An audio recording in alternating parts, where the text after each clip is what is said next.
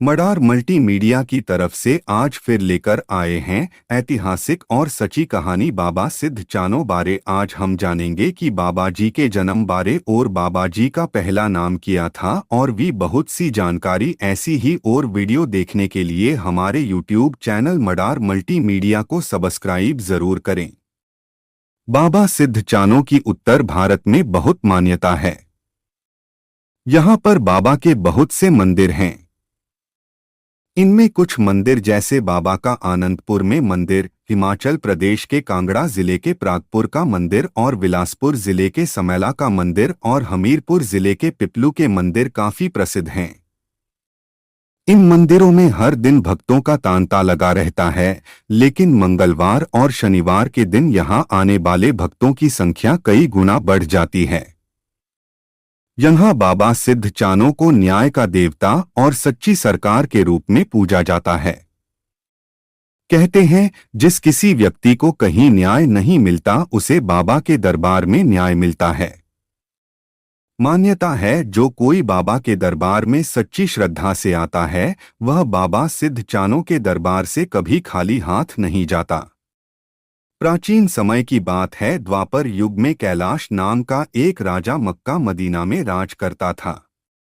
वह भगवान शिव जी का बहुत बड़ा भक्त था।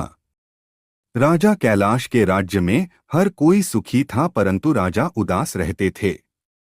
इसका कारण राजा के मंत्रियों ने जानना चाहा और कहा कि राजन, आपके राज्य में हर कोई सुखी है, आप दुखी लोगों की सेवा करते हैं, लेकिन फिर भी आप अंदर ही अंदर दुखी दिखाई देते हैं, ऐसा क्यों है? तब राजा ने बताया कि मैं अपनी कोई संतान नहीं होने से दुखी हूँ।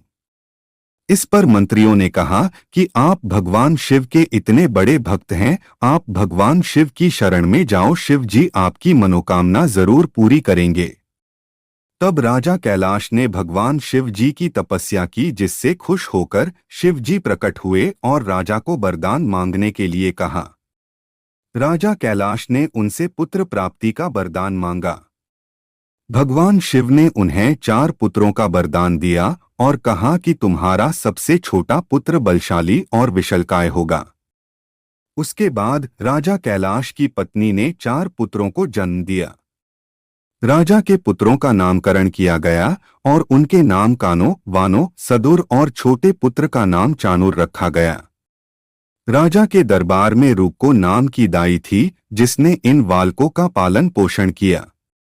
समय के साथ चारों बालक जवान हुए। चानुर इन सब में बड़ा तेजस्वी और बलवान था। एक बार जब सभी भाई आपस में तलवारबाजी सीख रहे थे तो बड़े भाई की तलवार टूट गई। सभी बड़े भाइयों ने अपनी माता से शिकायत की कि चारुण ने बड़े भाई की तलवार तोड़ दी। जब यह बात माता ने सुनी तो उनको बहुत आश्चर्य हुआ कि छोटा बालक तलवार कैसे तोड़ सकता है। उन्होंने सभी बालकों को समझा बुझाकर बाहर भेज दिया। इसके बाद सभी भाई चानुर से ईर्ष्या करने लगे। एक बार माता अंबरी ने चानुर को बगीचे से फल लाने के लिए भेजा, लेकिन फल पेड़ पर बहुत ऊंचे लगे थे। बालक चानुर के फल तक नहीं पहुंच पाने के कारण वह पेड़ को जड़ से उखाड़कर माता के पास ले आए। यह देखकर माता हैरान रह गई और बड़े भाई ईर्ष्या से देखने लगे।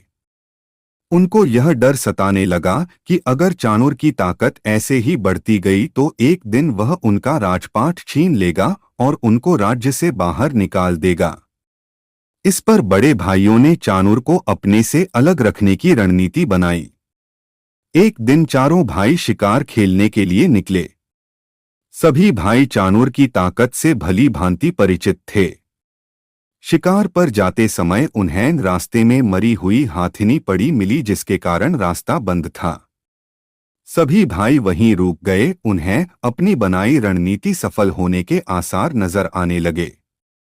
बड़े भाई ने कहा कि हम सब में सबसे शक्तिशाली कौन है जो हाथिनी को रास्ते से हटा दे। तभी बड़े भाइयों की साजिश से अनजान चानुर ने हाथिनी को उठाया और आसमान ओर फेंक दिया। तभी बड़े भाइयों ने कहा कि तूने यह क्या कर दिया? मरे हुए जानवर को उठाना क्षत्रियों का कार्य नहीं है। आज से तुम अछूत हुए। हमारे साथ उठने बैठने और खाने पीने का अधिकार तुम खो चुके हो। उसी समय बड़े भाइयों ने चाणूर को अपने से अलग कर दिया। जब यह बात राजमहल पहुंची तो राजा ने तीनों भाइयों को समझाने का बहुत प्रयास किए, लेकिन वह नहीं माने। इस बात पर एक सैनिक जिसका नाम चौपड़ था ने झूठी गवाही दी, जिसके बाद यह फैसला किया गया कि चाणूर को चौथे पहर अपने साथ मिलने का अधिकार दिया जाए। अब चाणूर चौथे पहर का इंतजार करने लगे, लेकिन जब चौथा पहर आया तो बड़े भाइयों ने चालाकी से यह कह दिया कि चौथे पहर नहीं बल्कि चौथे युग में मिलने की बात कही गई थी। अपने भाइयों के इस व्यवहार से दुखी होकर चाणूर ने संन्यास ले लिया और जंगलों की ओर चल पड़े।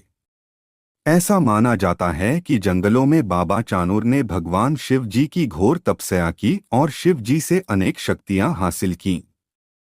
भगवान शिवजी से प्राप्त शक्तियों से बाबा चाणूर ने दीन दुखियों की सहायता की और उन्हें न्याय दिलाया। जंगलों में भटकते हुए और तपस्या करते हुए बाबा सूर्य देश के राज्य में पहुंचे। वहां बाबा जी की भेंट सूर्य देश के राजा की कन्या लूना से हुई। राजकुमारी लूना ने बाबा चाणूर की सुंदर और सुडौल कद काठी देखकर उनसे विवाह करने का प्रस्ताव रखा, लेकिन बाबा ने यह कहकर मना कर दिया कि मेरा रास्ता भक्ति का है। तब राजकुमारी लूना ने यह आश्वासन दिया कि मैं आपके रास्ते में नहीं आऊंगी, तो बाबा जी शादी के लिए तैयार हो गए।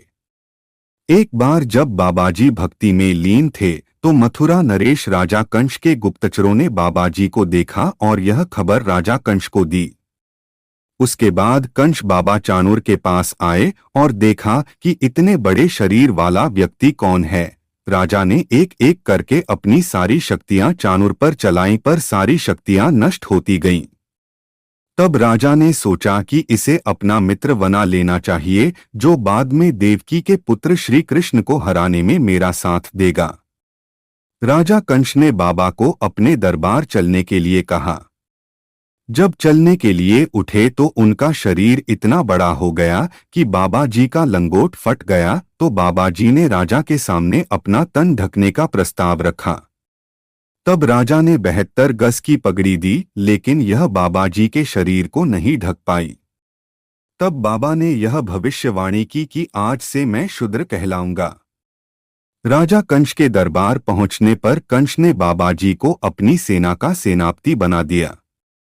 राजा कंस ने देवकी के पुत्र भगवान श्री कृष्ण को मारने के लिए छिंझों का आयोजन करवाया, जहां बड़े बड़े पहलवानों को आमंत्रित किया गया। श्री कृष्ण और भाई बलराम को भी अखाड़े में बुलाया गया। बाबा चाणूर श्री कृष्ण से मल्लयुद्ध करने अखाड़े में आए। 22 दिन तक युद्ध चलता रहा, लेकिन चाणूर ने हार नहीं मानी। तभी श्री कृष्ण ने भाई बलराम से पूछा कि 22 दिन युद्ध चले हो गए हैं, यह कौन है जो हार नहीं रहा है? जब कुछ पता नहीं चला तो श्री कृष्ण ने भगवान शिव जी का ध्यान किया। तब भगवान शिव जी ने बताया कि इसका भेद मैं नहीं जानता, लेकिन एक पुरुष का भेद उसकी पत्नी के पास होता है। उसके बाद श्री कृष्ण मनमोहक छलिए का रूप धारण कर बाबा चाणूर की पत्नी लूना के पास पहुंच गए और बातों में उलझाकर बाबा चाणूर की पत्नी से भेद जान लिया। चाणूर की पत्नी लूना ने श्री कृष्ण को बताया कि मेरे पति को दुनिया में कोई नहीं हरा सकता, क्योंकि उसकी जड़ें पताल में हैं और चोटी आसमान में है। वह धरती और आसमान के बीच खड़ा है। भेद जानकर श्री कृष्ण वहां से चले गए। युद्ध दोबारा शुरू हुआ तो श्री कृष्ण ने चोटी को हटाने के लिए चूहे भेजे, तो चाणूर ने उन्हें मारने के लिए चिड़िया लगा दी। श्री कृष्ण ने पाताल से हटाने के लिए चींटियां भेजी, तो बाबा चाणूर ने चींटियों को मारने के लिए मुर्गों को लगा दिया, जो आज भी बाबा के दरबार पर चढ़ाए जाते हैं। अब तक बाबा जी भगवान श्री कृष्ण को पहचान चुके थे। आखिर 22 दिन के बाद बाबा जी ने अपना घुटना जमीन पर लगा दिया और अपनी हार मान ली। उन्होंने श्री कृष्ण से क्षमा मांगी और घर चले गए। घर जाकर उन्होंने अपनी पत्नी लूना से क्रोध में आकर कहा कि आपने मेरा भेद पर पुरुष को बताकर अपना पति धर्म खो दिया है। और जैसे ही बाबा जी ने उसे मारने के लिए हाथ उठाया, उसी समय भगवान श्री कृष्ण मनमोहक रूप में प्रकट हुए। उन्होंने बाबा जी को रोका और कहा कि आपने कंस को मारने में मेरी सहायता की है, इसलिए मैं तुम्हें वरदान देता हूं कि कलयुग में आप न्याय के देवता एवं सच्ची सरकार के रूप में जाने जाओगे। जिस भी व्यक्ति को कोर्ट कचहरी में न्याय नहीं मिलता हो, वह आपके दर पर आकर न्याय पाएगा। जो भी आपके दर आएगा उसकी मनोकामना पूरी होगी और कोई भी आपके दर से खाली हाथ नहीं जाएगा। आपको सिद्ध चानों के नाम से जाना जाएगा और आप सिद्ध कहलाएंगे। तभी से बाबा चानूर को चानो सिद्ध के नाम से जाना जाता है। बाबा चानूर ने क्रोधित होकर अपनी पत्नी लूना को अभिशाप दिया कि तुम अगले जन्म में मक्खी के रूप धारण करोगी और तंत्र मंत्र विद्या सब तेरे नाम से चलेगी। उसके बाद बाबा जी ने अपनी पत्नी का परित्याग कर दिया और तपस्या करने जंगलों की तरफ चले गए।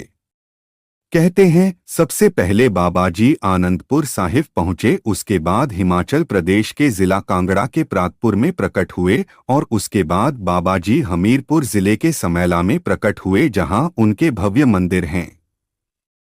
कोई भी व्यक्ति जो बाबा के दरबार में न्याय की पुकार के लिए जाते हैं, बाबा जी उनकी सहायता करते हैं। जय बाबा सिद्ध चानो जी।